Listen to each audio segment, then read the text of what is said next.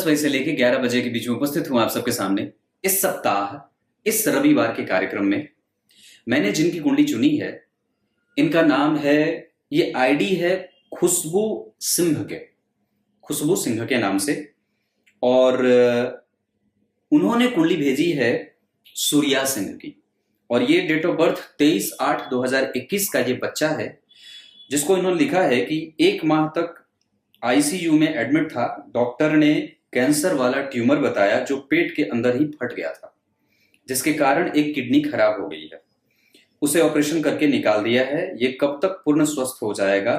अभी इलाज चल रहा है। आयु कितनी है? कोई उपाय बताएं। देखो, एक बात बताता हूं। सबसे पहले तो अगर इस तरीके की कोई भी प्रश्न आपके दिमाग में आते हैं या फिर आपके सामने कभी आए, तो प्रश्न कुंडली तत्काल बना लेना चाहिए। मैंने अभी इनके प्रश्न पे प्रश्न कुंडली बनाई है, और प्रश्न कुंडली के आधार पे जो प्रश्न बन रहा है उसमें 75% तक व्यक्ति के स्वस्थ होने का अनुमान लगाया जा रहा है। 75% तक परिणाम हाँ में बन रहे हैं। दूसरा, 25% तक परिणाम अभी ऐसा है कि व्यक्ति अभी अस्वस्थ चलेगा, और ये कम से कम अभी 2025 तक अस्वस्थ चलेगा, कमजोरी अभी है।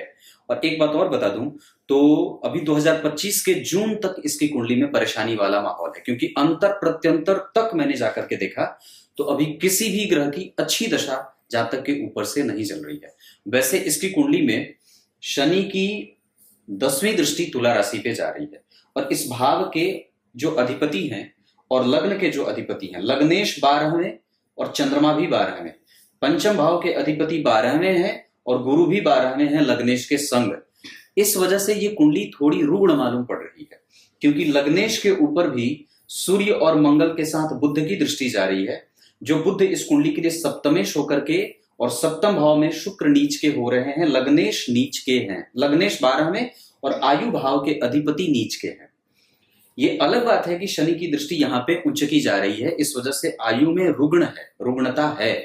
प्रश्न कुंडली में भी जो प्रश्न कुंडली बनी है उसमें व्यक्ति के जीवन में परेशानी अभी है, मतलब जो रोग रूपी दुश्मन है वो अभी घात करेगा, लेकिन व्यक्ति जिंदा रहेगा रोग के संग। दूसरी बात कि सूर्य रोग भाव के अधिपति होकर के रोग में बैठे हैं, मंगल जैसे परम मित्र के संग, और बुध इनके साथ पापक ग्रह बन रहा है। इस वजह से व्यक्ति की दिनचर्या अभी दवाई पे आश्रित रहेगी, और यहां प्रश्न कुंडली में जो बात बनी है वहां पे दवाइयों के सेट होने का काम तो बन रहा है, पर अभी दवाई लंबी चलेगी, पक्की बात है। यहां चंद्रमा अगर 12वें नहीं होते और पापक ग्रह नहीं बनते तो व्यक्ति को आयु में रोग नहीं लगता, लेकिन इस जातक की कुंडली में, जो कि अभी बहुत महज 2 साल का ये बच्चा है, और अभी इनकी कुंडली में कृष्ण पक्ष के द्वितीय तिथि के चंद्रमा जो है वो अमावस्या अभी जस्ट बीती ही है। हालांकि हैं वो शुभ ग्रह, पर बैठे हैं 12वें और राहु और केतु के मध्य में आ रहे हैं। राहु और केतु के केंद्र में, इसे मध्य का संबंध कहते हैं कि चंद्रमा से केंद्र में राहु, चंद्रमा से केंद्र में केतु, और चंद्रमा पे किसी शुभ ग्रह का कोई प्रभाव नहीं। लग्नेश के संग बैठे हैं पर 12वें बैठे हैं। कुंभ राशि के ऊपर से जातक अभी 7.5 में भी बीत रहा है। सूर्य मंगल और बुध का प्रभाव है, रोगेश लग्नेश को देख रहे हैं, इस वजह से जातक के जीवन में रोग रहेगा। दूसरा, इस व्यक्ति की कुंडली में जो ये बच्चा है, ये मंगल इसकी कुंडली में अस्त होकर के सूर्य से बैठे हैं। मंगल की डिग्री 21 है और सूर्य 6 डिग्री के बैठे हैं, और मंगल का प्रभाव इस कुंडली के लिए जो होता है वो बड़ा अच्छा है। भाग्य भाव के अधिपति जन्म कुंडली में 6वें में बैठे हैं।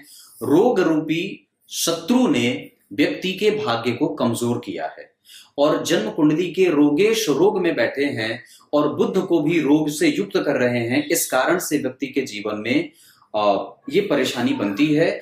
और रोग तो वस्तुतः ये 6ठा भाव पेट का ही होता है।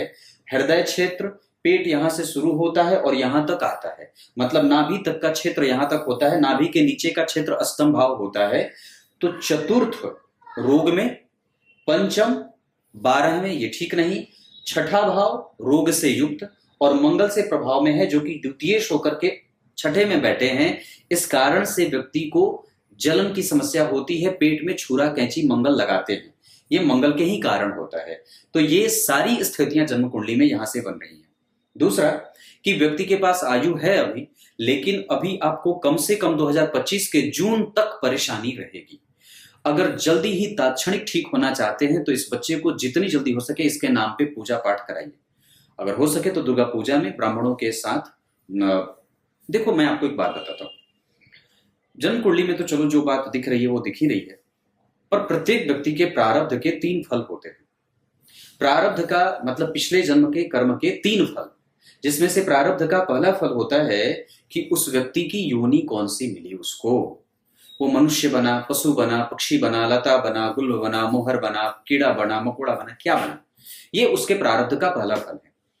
प्रारब्ध के दूसरे फल के अंतर्गत उस व्यक्ति के या उस जीव के आयु की होती है, वो उसकी आयु कितनी है। आयु इसकी कुंडली में है, लेकिन आयु के संग रोग इसलिए लगा है क्योंकि अष्टमेश नीच के बैठे हैं और उनका नीचभंग हो नहीं रहा है। इस वजह से व्यक्ति के जीवन में आयु रुग्ण है, रोगी रहेगा। ये दूसरा प्रारब्ध का पहला मतलब प्रारब्ध का ये दूसरा फल है। और प्रारब्ध का तीसरा फल, क्योंकि ये बच्चा तो अभी महज 2 साल का है, तो 2 वर्ष के बच्चे ने ऐसे कोई काम तो किए नहीं है पाप पुण्य वाले, तब फिर आखिर ये कौन से फल का भोक्ता बन रहा है। इसका अर्थ है कि इसके जो पिछले जन्म के पाप हैं वो इससे इस जन्म में किसी भी प्रकार के शुद्ध अशुद्ध और धर्म अधर्म के काम न करने के बावजूद भी प्रताड़ित कर रहे हैं। और यही प्रारब्ध का तीसरा फल है कि व्यक्ति अपनी आयु को कैसे जिएगा, रोग से युक्त होकर के, दुख से युक्त होकर के, संशय से युक्त होकर के, श्रेष्ठता से युक्त होकर के, कैसे, तो ये रुग्णता से युक्त होकर के जी रहा है। इसका अर्थ है कि व्यक्ति के जीवन में प्रारब्ध का पहला फल तो ठीक था कि व्यक्ति को मनुष्य जन्म में मनुष्य की योनि प्राप्त होती है, पर दूसरा प्रारब्ध का फल और तीसरे प्रारब्ध का फल इसके जीवन में कष्ट से बीत रहा है। इसके कारण हमें इससे जितना ज्यादा हो सके पुण्य का कार्य करवाना चाहिए, जिसके अंतर्गत दान होता है, ग्रहों का जो है वो बल बढ़ाने के लिए इनको सूर्य की आराधना करवाइए, भगवान सूर्य नारायण की उपासना करवाइए। भगवान सूर्य को अर्पित जल अकाल मृत्यु हरणम सर्व व्याधि विनाशनम सूर्यपादोदकम तीर्थम जठरे धारयाम्य हम। इस मंत्र से इस बच्चे के माता पिता सूर्य को अर्घ दे करके और वो जल इसको पिलाया जाए। साथ ही साथ अभी इनकी कुंडली में गुरु जो है वो चल रहे हैं और अभी इस बच्चे की कुंडली में 2022 के नवंबर के बाद 2021 में इस बच्चे का जन्म हुआ है और 2020 के अक्टूबर से गुरु में गुरु आए हैं और गुरु 2025 के जून तक अभी रहेंगे। जो अभी गुरु में शनि आएंगे जो इस कुंडली के लिए मार्गेश होते हैं, और वो अंतर के बाद प्रत्यंतर में भी ग्रह जो है वो कमजोर जा रहे हैं। इस कारण से हमें इसको सावधानी से बिताना है। इसके हाथ से पुष्प का दान करवाइए, कनेर के पुष्प का दान इसके हाथ से कराइए और अगर हो सके तो दीपदान करवाइए, गंगा जल का पानी से कराइए, सूर्यार्घ दिलवाइए या दे सके कोई इसके नाम पे। तो अभी तो ये बच्चा है 2 साल का, तो कैसे देगा, तो इनके माता पिता सूर्य को अर्घ देकर के वो जल पिलाएं और रोग से मुक्त होने के लिए महामृत्युंजय मंत्र का जप करवाया जाए, दुर्गा सप्तशती का पाठ किया जाए, अमोघ शिव कवच का पाठ किया जाए या शिव जी को सहस्त्र नाम से उनका अर्चन किया जाए। ये इतने काम इनके बन सकते हैं, पर अभी 2025 के जून तक इसको परेशानी है। समझ गए होंगे, ये इसकी कुंडली है। वैसे ये कुंडली थोड़े बहुत पूर्व जन्म के पाप से प्रभावित है, क्योंकि पंचमेश 12वें है और लग्नेश 12वें है, केंद्र के 3 घर खाली और चतुर्थ भाव अगर सप्तम भाव भरा भी है तो वहां नीच का ग्रह बैठा है। इस कुंडली में अष्टमेश जो इस कुंडली के सबसे मेहनत करवाने वाले ग्रह बनते हैं वही राहु से दृष्ट हैं। शनि राहु से दृष्ट हो रहे हैं जो मार्केश होकर के डबल मारक हो जा रहे हैं, क्योंकि 12वें और 11वें के अधिपति होकर के राहु से दृष्ट और किसी भी शुभ ग्रह का प्रभाव शनि पे नहीं है। उल्टा जन्म कुंडली में भाग्य भाव के अधिपति अष्टम में सूर्य रोग बन रहे हैं, रोगेश जन्म कुंडली में लग्नेश को, और रोगेश चंद्रमा से दृष्ट है सूर्य से। इस वजह से भी व्यक्ति को कई बार माता पिता से कष्ट मिलता है या माता पिता इस जातक के कारण कष्ट में होते हैं। क्लियर है, यही बात है। पर बाकी की चीजें इसकी कुंडली में बुध भी कमजोर हो रहे हैं। चंद्रमा जो है वो जन्म कुंडली में पक्ष के बल से बलवान जरूर है, लेकिन पंचमेश होकर के 12 में जा रहे हैं। इस वजह से व्यक्ति के जीवन में कई ऐसे पहलू होते हैं जो आपको और मुझे दिखाई नहीं देंगे, जो बिना कारण के अकारण व्यक्ति को परेशान करने के सबब बन जाते हैं। ये इतनी सी बात है। बाकी तो चीजें आप लोग पूजा पाठ कराइए तो बच्चे को कुछ हद तक परेशानी से अंत मिल सकता है, नहीं तो अभी 2025 के जून तक अभी परेशानी सदैव बनी रहेगी। तब तक के लिए बहुत बहुत नमस्कार।